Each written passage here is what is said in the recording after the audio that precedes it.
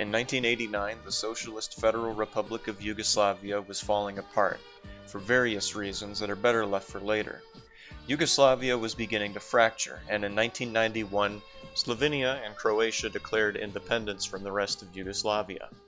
Slobodan Milosevic, the president of Serbia, didn't like this one bit, and sent the Yugoslav army in to sort them out. The Yugoslav army fought a war against Slovenia for 10 days, after which they pulled out, planned a reoffensive that would surely succeed, but decided not to go through with it because they didn't care that much about Slovenia. Croatia, on the other hand, was much more important. In 1992, Bosnia also declared independence, and the wars in Croatia and Bosnia would not end until 1995. War crimes were committed by everyone. Militias and paramilitary groups blurred the lines between soldiers and non-combatants, and the reasons for the conflicts began to get muddled into a vague mess of ethnic and national pride. And that's really the whole crux of this matter. Nationality. You have all these countries that used to sort of have individuality before they became Yugoslavia, but before they were Yugoslavia, they were subject nations to other empires for centuries, so most of them have no recent history to really pull from, so they have to reinvent their senses of national pride. One way they do so is by turning to folk music, singing and playing music in the way they had for centuries. Also, this was around the time when techno music was popular.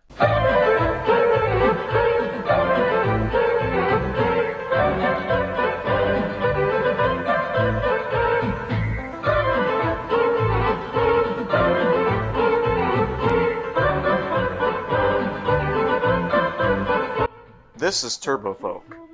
As far as I can tell, the genre started sometime in the mid-80s, but most of the songs that people actually know about are from between 1992 and 1995, right in the middle of both the Croatian and Bosnian wars of independence.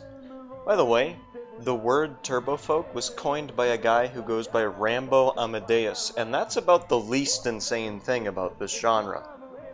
Turbofolk isn't the only genre in Yugoslavia, and I will mention a few songs that are more like actual folk music or rock and roll, but Turbofolk is easily one of the most insane genres on Earth, so I need to talk about it for a little while here. Most of these performers are under a Serbian record label called Superton. They have a YouTube channel with most of the songs they've ever published, and also some amazing music videos.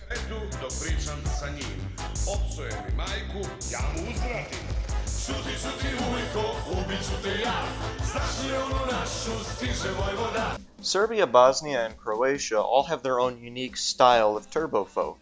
Serbian turbofolk in general uses a lot of accordions or harmoniki.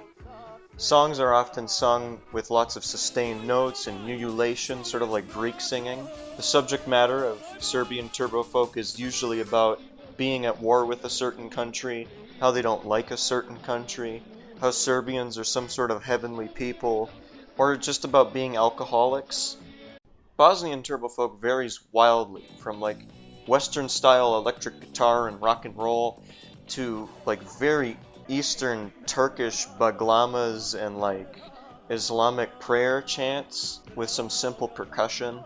The subject matter of Bosnian turbofolk is usually about God or being Muslims, or how Bosnia is the greatest, or how everybody loves Bosnia and nobody will take Bosnia from us because we love Bosnia so much, and our love for Bosnia will stop anyone from taking Bosnia from us. I love Bosnia. And Croatian music. I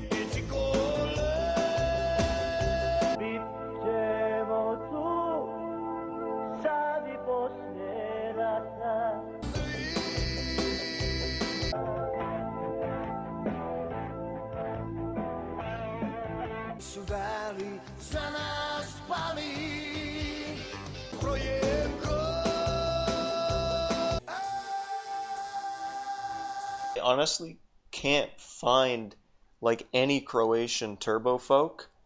The only music that even came close was usually like unit anthems or this fucking guy just yelling.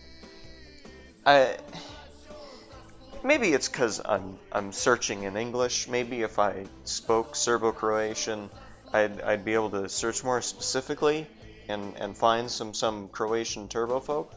But this is the best I got. Of course, these are broad generalizations, Some of the worst songs of the genre tend to blend together, as they are usually just rapid-fire electric farts while somebody vaguely keeps rhythm with some nationalistic tripe. With the general stuff out of the way, let's get specific here. Let's take a look at some performers. This is Mirko Pajcin, better known by his stage name Baja Mali Ninja. He sings about Serbian Krajina and how Bosnia and Croatia should fuck off. His music videos usually feature him sitting at a dinner table with a bunch of other people who look like they want to be literally anywhere else, while Baja himself looks like he's either squinting to read his lyrics on a teleprompter or that the lights are too bright. Baja is the kind of asshole who named one of his albums War and Peace. I really can't imagine a more arrogant thing to do. He's actually had a decently successful career spanning back to 1991. I wouldn't say he's mainstream, even in Serbia, as all the Serbs I've talked to have never heard of him, but he still does live performances even today.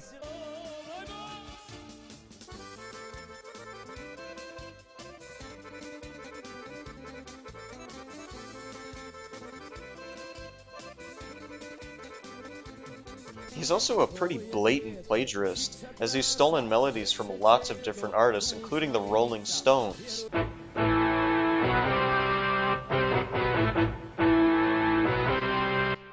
Why the fuck would you steal the riff from Satisfaction? That's such a stupid thing to do. He also stole a melody from Operation Winback on the N64?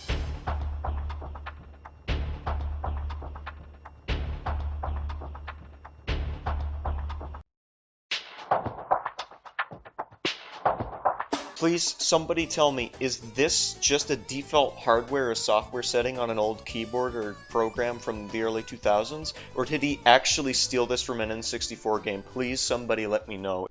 Also, the album cover that song is from looks like he's riding a motorcycle to get away from his ugly face. Baja's songs, to his credit, are not all about the wars or about nationalism. A fair amount are just about gambling, alcoholism, and generally being a loser. So, Baja's a pretty good artist, 6 out of 5. Next, we've got Dino Merlin, whose real name is impossible to pronounce. Edin Dervishalidovic? Dervishalidovic? Dino comes from Sarajevo, the capital of Bosnia. Dino Merlin has stolen so much music that I'd have to make an entire video series detailing all of his instances of plagiarism.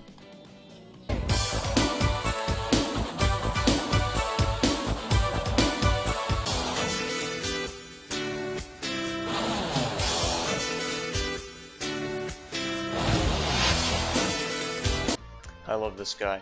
This is Rodoljub Vulovic Roki. I probably mispronounced all of that.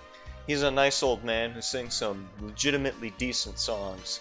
A fair amount of them aren't even that nationalist and can just apply to war in general. He sings a lot of love songs outside of his Turbofolk, if you can really even call his slow, sort of methodical beat poetry style of singing Turbofolk. He might just classify as normal folk. Also, he has a worse tooth gap than I do, so looking at him makes me feel a bit less self-conscious.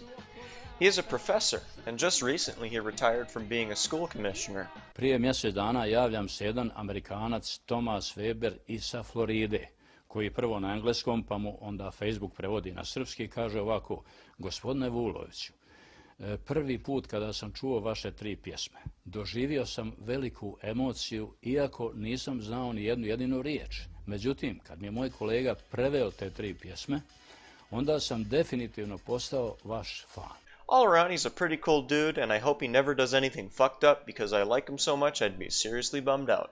Originally, I was going to analyze 3 songs, but 2 of them had to be cut, so without any further ado, here is one song, Boy Alia Alio. The song opens up on a lazy repeating note that's then followed by synthesized farts and shitty guitars. The instruments never get better in the song or even change melodies. It's just these 3 awful digital instruments playing the same tunes through the whole song. But the instruments aren't what I like about this one. It's how horrible these lyrics are. Let me give you some background. After Croatia split off from Yugoslavia in 1991, a horrible war broke out. Bosnia wanted to avoid that, so they split off from Yugoslavia the following year. causing a horrible war to break out. It was a good idea at the time. The president of Bosnia was Alija Izetbegović, and this song is nothing but insults directed to him and Bosnia. The insults start pretty tame. They talk about how Bosnia's allies will one day betray them. They call Alija a and then they talk about how small and fragile Bosnia is. The chorus is this chant-like lyric. This line is an insult towards Bosnians as a people rather than Alija himself. The fertile lands of Posavina were depopulated from evacuations and massacres that occurred in the early days of the war, and calling Bosniak Muslims Turks was a pretty common insult at the time.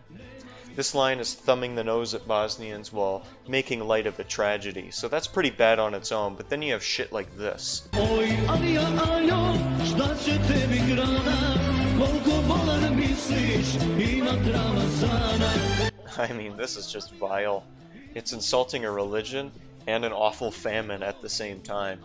The idea that someone thought of this joke and then included it in their song is so awful that it's actually hilarious to me. I wanted to analyze this song because it's so darkly comedic. The sheer absurdity of this hatred just makes me laugh, but at the same time it's so deeply concerning. It's so pointless. If you follow the song, the singer's views are kind of vague. I mean, it's clear he hates Alija and Bosnia, but why? Because they wanted independence? Over the course of the wars in Yugoslavia, everyone's goals got more and more vague.